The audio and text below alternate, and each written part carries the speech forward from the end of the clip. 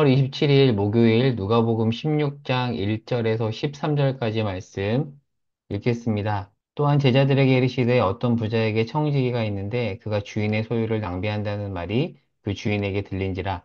주인이 그를 불러 이르되 내가 내게 대하여 들은 이 말이 어찌 됨이냐. 내가 보던 일을 세마라. 청지기 직무를 계속하지 못하리라 하니 청지기가 속으로 이르되 주인이 내 직분을 빼앗으니 내가 무엇을 할까? 땅을 파자니 힘이 없고 빌어먹자니 부끄럽구나.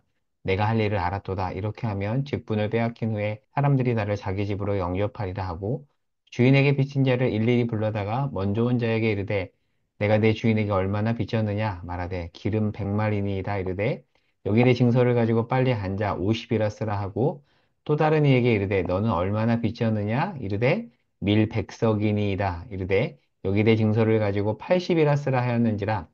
주인이 이 옳지 않은 청지기가 이를 지혜 있게 하였으므로 칭찬하였으니 이 세대의 아들들이 자기 시대에 있어서는 빛의 아들들보다 더 지혜로움이니라. 내가 너에게 말하노니 불의의 제물로 친구를 사기라. 그리하면 그 제물이 없어질 때 그들이 너희를 영주할 처소로 영접하리라. 지극히 작은 것에 충성된 자는 큰 것에도 충성되고 지극히 작은 것에 불의한 자는 큰 것에도 불의하니라.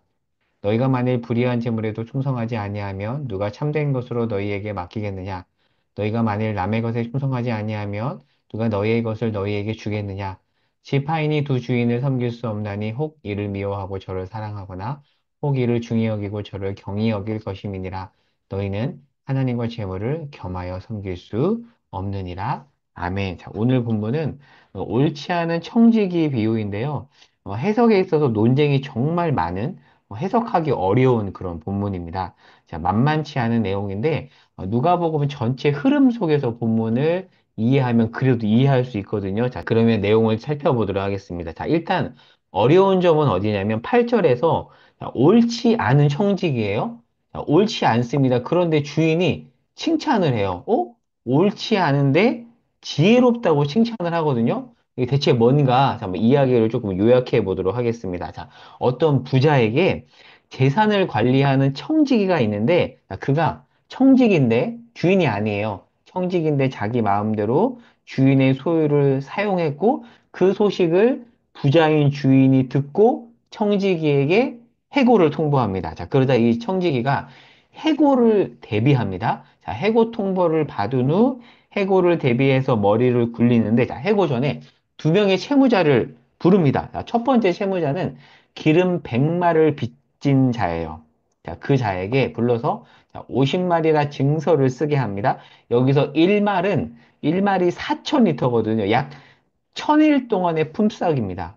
굉장히 많은 그런 양이죠. 자, 그리고 두 번째 채무자는 밀 100석을 빚졌는데, 자, 그에게 80석이라고 증서를 쓰게 합니다. 여기서 1석은 25데나리온이거든요. 1데나리온이 노동자 하루 품삯입니다. 그러니까 계산해 보면 무려 2,500일의 품삯이에요. 굉장히 많죠. 근데 혹시 어떤 책을 읽어보신 분들은 접해봤을지 모르겠지만요. 여기서 탕감해 준 것을 이자라고 하는 사람도 있고 수수료라고 하는 사람도 있는데요. 저는 아니라고 생각합니다. 자, 그 내용을 자세히 설명할 수 없으니까 일단 탕감해 준 것이 이자도 아니고 수수료도 아니에요. 다시 이제 본문으로 들어가 볼게요. 자, 지금 설명을 했죠. 자, 이후 내용을 볼게요. 자, 그 이후에 이제 주인이 이 모습을 보고 8절에 뭐라고 말하냐면 이 청지기를 계속 옳지 않은 청지기라고 지금 성경은 언급을 하는데 이 옳지 않은 청지기의 주인이 지혜 있다고 칭찬을 해요. 언밸런스하죠.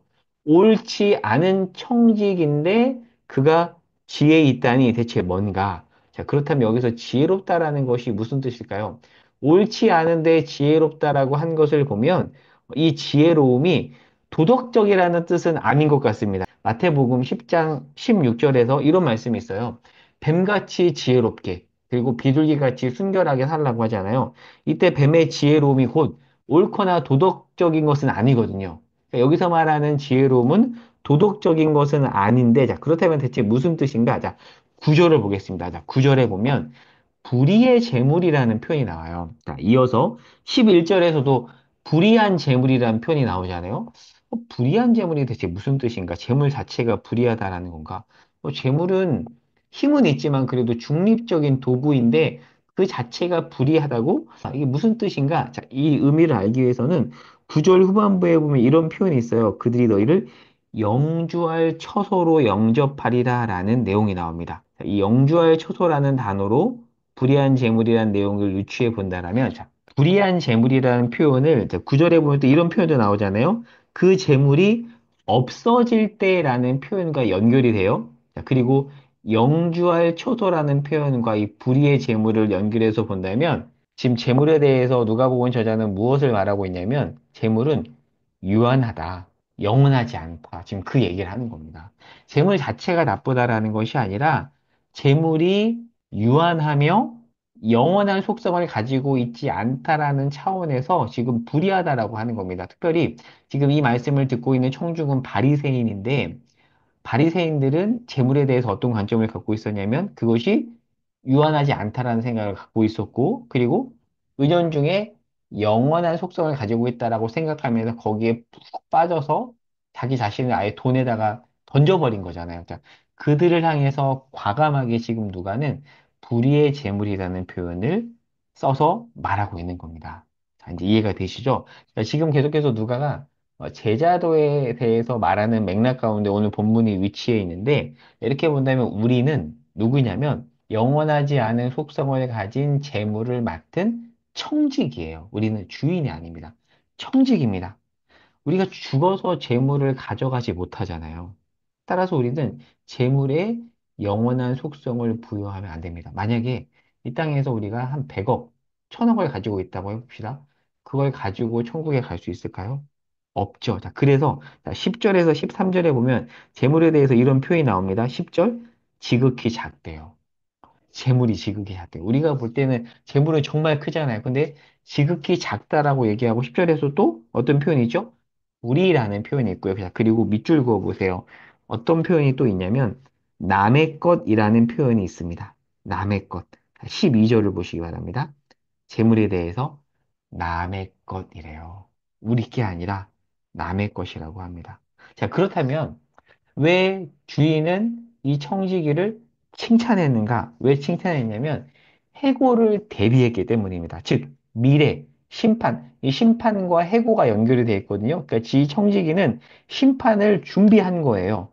그러니까 이 청지기는 구절에 나온 것처럼 유한한 재물로 친구를 사귀는 데 썼죠. 그러니까 잘 사용한 겁니다. 그래서 그를 지혜롭다라고 주인이 칭찬한 것은 영원하지 않은 재물로 친구를 사귀는, 즉 바르게 사용한 면 때문에 그렇다라는 거죠.